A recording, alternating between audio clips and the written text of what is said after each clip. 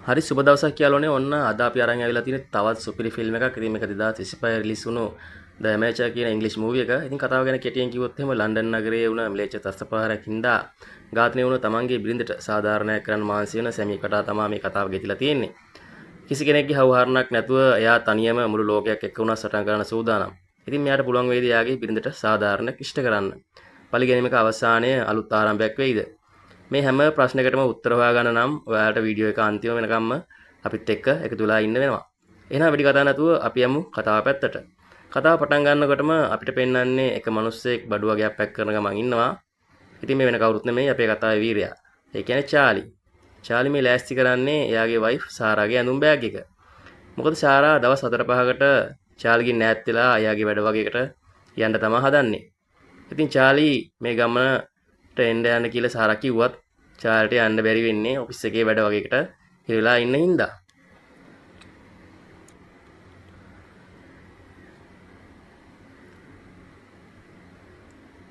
Charlie වැඩ කරන්නේ වර්ජීනියා වල තියෙන ජෝර්ජ් බුෂ් ඔත්තු සේවා මධ්‍යස්ථානයේ.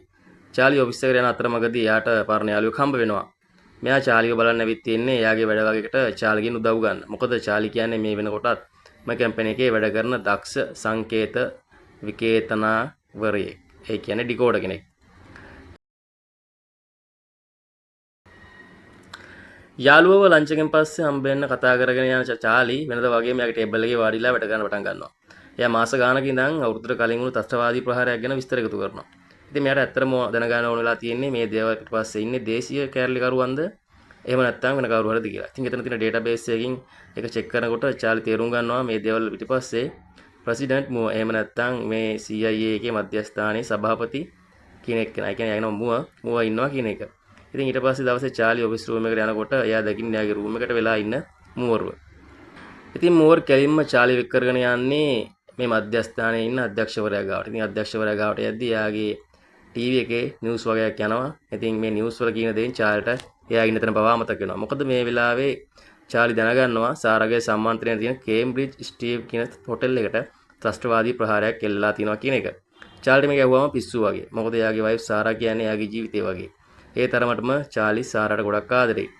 චාලි මේක විශ්වාස කරන්නේ නැති නිසා මොව එතන තිබ්බ ටීවී එක කොන් කරායින් පස්සේ තමයි චාල්ට අමාරුවෙන් හරි මේ ඇත්ත පිළිගන්න සිද්ධ වෙන්නේ. මොකද මේ ටීවී එකේ ඒගොල්ලන්ට ඒ වෙලාවේදී CCTV දර්ශන මගින් එතන වෙච්ච සැබෑ සිදුවීම මොකක්ද කියලා චාල්ට බලා ගන්න පුළුවන් වෙනවා. ඉතින් චාලි මේ හැම දෙයක්ම දරාගෙන ගෙදර ගියත් එයා තාමත් නිවුස් වලින් හොයන්නේ ඇත්තටම සාරාට මොනවද උනේ කියලා.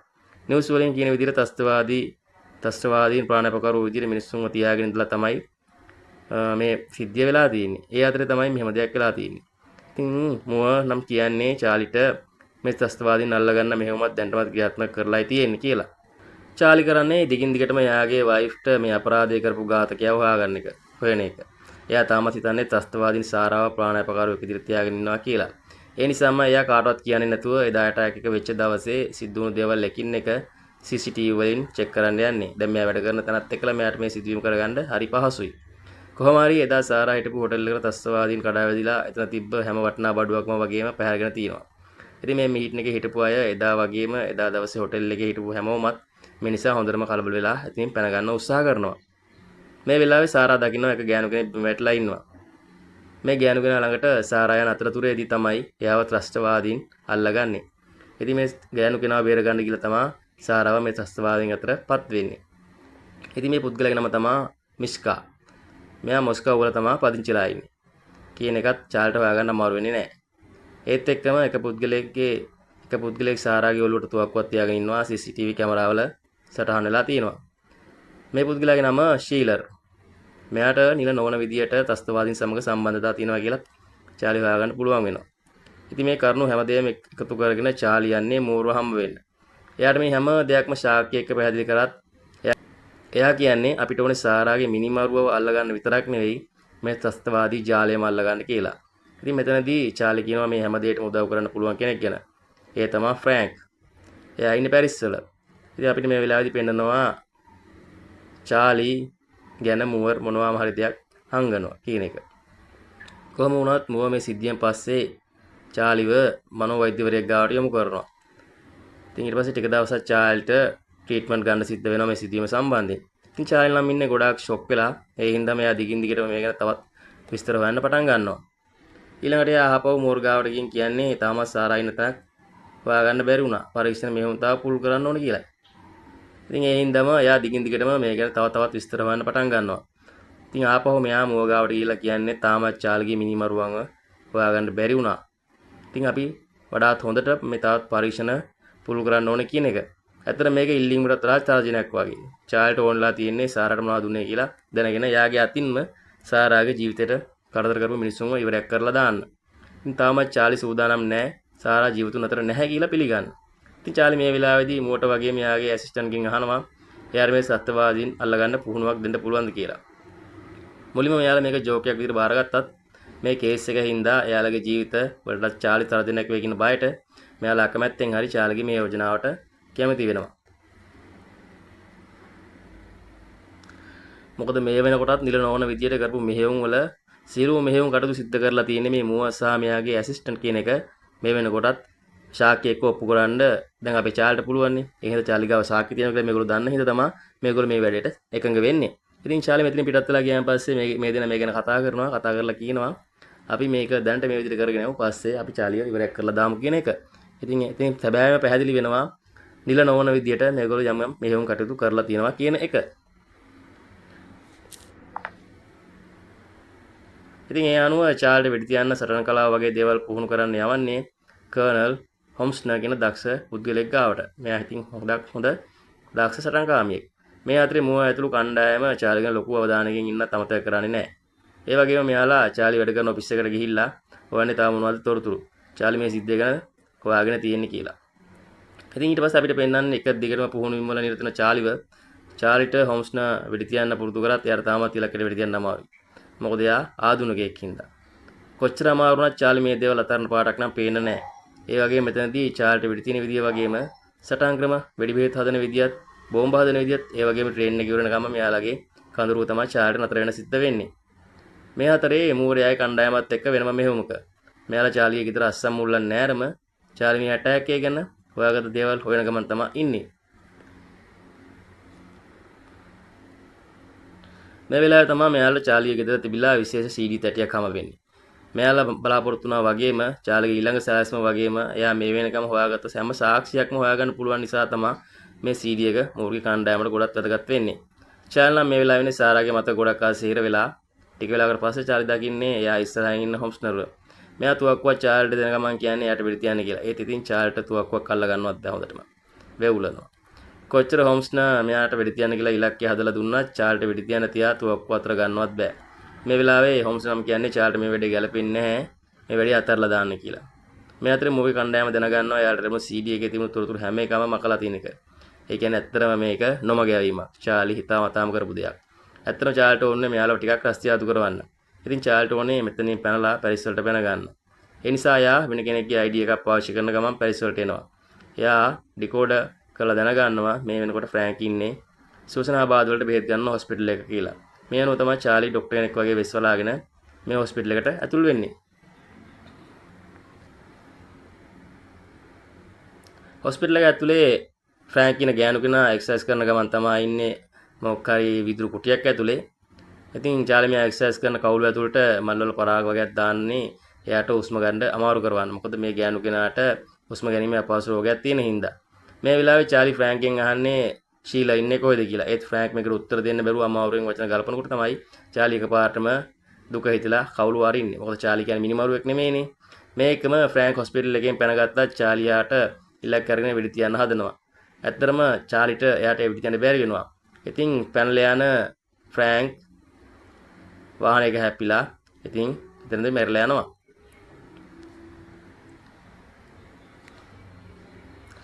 ඉතින් ෆ්‍රැන්ක් මේ චාලි මුලින්ම කරන්නේ ෆ්‍රැන්ක්ගේ ෆෝන් එක අරන් එතනින් පැන ගන්න එක. ඉතින් මෙයා ඊට පස්සේ මැස්කෝල් බාර් එකකට යන්නේ අතිබදමට හැමදේම අමතක වෙන බොන්න බලාගෙන. ඒත් ඉතින් එතනට හොම්ස්නර් එනවා.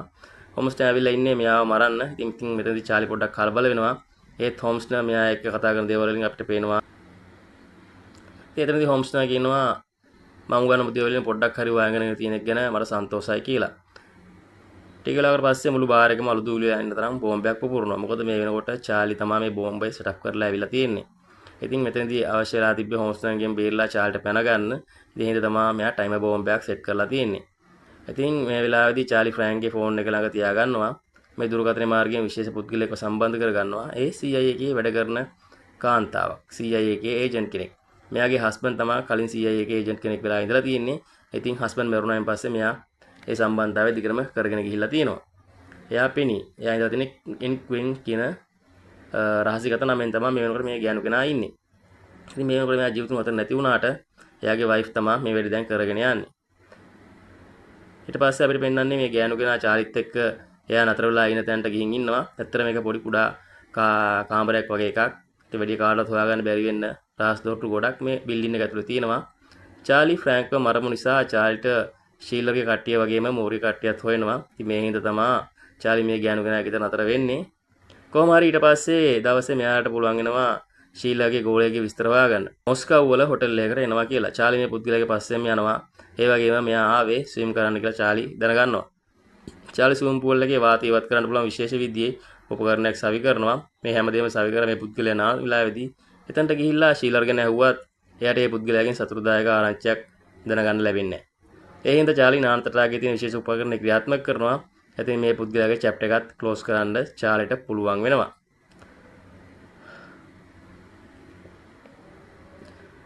ඉතින් මේ හැමදේටම චාලිට උදව් හම්බෙන්නේ යාට හාම්බෙන් හම්බුණු මේ ගෑනු කෙනා හින්දා. ඉතින් එදා රැත් චාලි නතර වෙලා ඉන්නේ මේ ගෑනු කෙනාගේ ගෙදරමයි.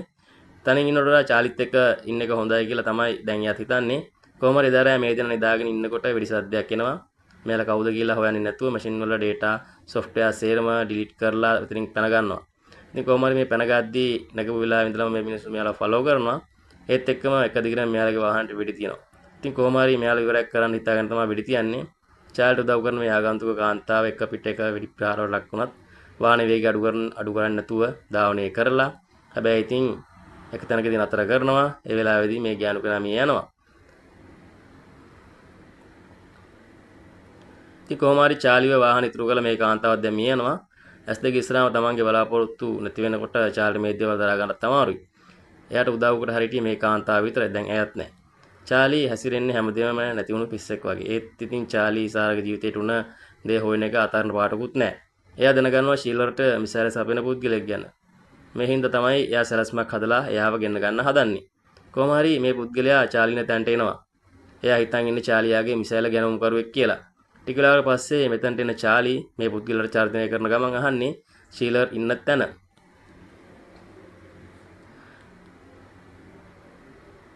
කොහොම හරි චාලි අන්තිමේදී මෙතනින් එන්නේ ශීලර් බෝල්ටික් මුහුදේ නැවක ඉන්නවා කියලා දැනගෙන. චාලි මේ පුද්ගලයා මෙතනට එන්න කලින්ම එතන බෝම්බයක් සෙට් කරලා ඉවරයි. ඔන්න ඉතින් අපේ චාලියාගේ බිරිඳ වෙන තවත් මිනිස්සෙක්ගේ චැප්ටර් එකක් ක්ලෝස් කරලා ඉවරයි. ඉතින් ඊට පස්සේ අපිට පෙන්වන්නේ බෝල්ටික් මුහුදේ නැවු නවත්තලා තියෙන තැනට එන චාලිව. චාලි හොඳටම දැනගන්නවා මෙතන ශීලර් හිටියත් එයා අනිවාර්යයෙන්ම ඉන්නේ වෙස් වලාගෙන කියලා. ඒ වගේම චාලි ශීලර් නිතරම මිසයිල ගෙනියන නැව ගැනත් විස්තර අන්තර්ජාලයෙන් හොයාගෙන තමයි මෙතනට යන්නේ. ඒ නිසාමයි චාලිට මේ නැව ගාව හිටපු ශීලර්ගේ හැඩරුවට සමාන පුද්ගලයෙක්ට අවධානය යොමු වෙන්නේ. ඉක්මනට මෙතනින් ෆෝන් එකක් අරගෙන ගෙදර යන්නේ පස්සේ දවසේ ආවි ශීලර්ට හොඳින් හෝ නරකින් ශීලර්ව හම්බ වෙනවා කියලා හිතාගෙන.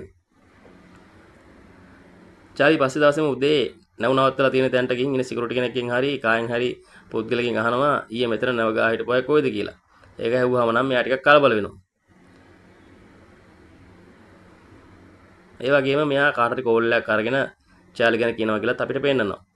වෙරළට වෙලා ඈත පේන මූදියා බලාගෙන චාලිට පිටිපස්සෙන් නැවිත් කවුරුද ඔලුවට ගහන්නේ හිතපුවත් නැති විදියට. ටික වෙලාවකට පස්සේ මිනිස්සු කට්ටියක් ඇවිත් චාලිව එක් කරගෙන යන්නේ මෙයා කලින් දවසේ දැකපු නැවට. මේ මිනිස්සු කෙලින්ම චාලිව එක් කරගෙන යන්නේ ශීල ගාවට. ශීල ඉන්නේ චාලිව බලාපොරොත්තු වෙන. මේ වෙලාවේ ශීල චාලියට තුවක්කුවක් දීලා කියනවා එයාට වෙඩි තියන්න කියලා. ශීලට ඉලක්ක කරලා තුවක්කුවක් තිබ්බත් චාලිට වෙඩි තියා ගන්න නම් හම්බ වෙන්නේ නැහැ. චාලිට ඒ තරම් ශක්තියක් නැහැ. ඒත් අපිට මේ වෙලාවේදී පේනනවා ශීලර්ගේ ඇස්වල තියෙන මරණ බිය. මේක මෙදාට සාරට දැනව නේද කියලා චාලිට හිතනකොට එයාගේ ඇස්වලට කඳුළු පිරෙන්න වැඩිලාවක් යන්නේ නැහැ.